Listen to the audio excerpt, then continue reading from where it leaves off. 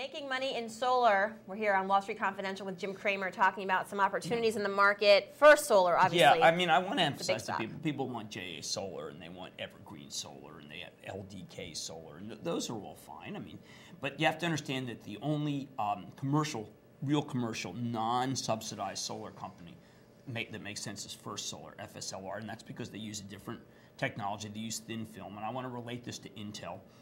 Intel developed a unique processor that was cheaper, smaller, faster to build, and that was the 286, which then merged 386, then the 486, and then 46DS, then Pentium, and then Pentium 2, then the core processor. All of these are built on the same notion of cheaper, faster, better, which is really extraordinary. First Solar is cheaper, better, faster. They can build plants very quickly. They build plants all over the world if they want to. They have plants in Germany. They can build plants here very quickly. They have a huge amount of plants in Malaysia, and they keep putting them up. And the plants have a tremendous yield, meaning that they have to throw away very little. The thin film is able to absorb oil. Absorb sun and produce the equivalent of oil, almost as cheap, not yet. 10 times what the polysilicate, the silicate, also known as crystalline, can produce. So you have this tremendous edge in the fuel.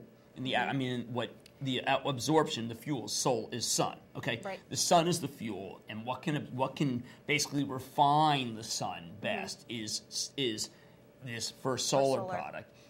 The other guys, you need so much silicon, so much space, wafer space, that you simply cannot make it economic.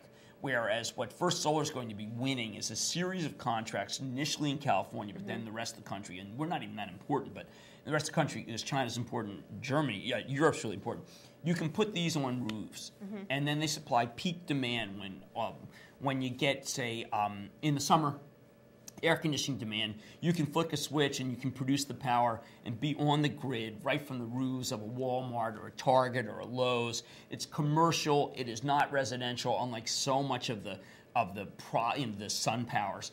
And it's just one of the great stories out there. And I'm going to be sticking with it like the way I did Allegheny Tech a couple years ago. You're going to hear me hit First Solar over and over and over again in all my venues, and I want people to know that. You know, I'm going to let our viewers know, Jim, when we first talked about solar about a year ago, we were analyzing the sector, you said the ones that are going to go out and do better than the others are the ones who have the savviest technology. Right. Because in solar, that's really what is. I recommended the stock at 53. Yeah. It's now at 280. Huh. And typically what I would like to do, obviously when you have a triple, double, you should take something off. But then you'll get periodic declines, and you'll have to go buy it, even though it may be above your basis. You have to use a 10-15% decline to put the money back. Again, my theme is don't be so enthusiastic you had a big run.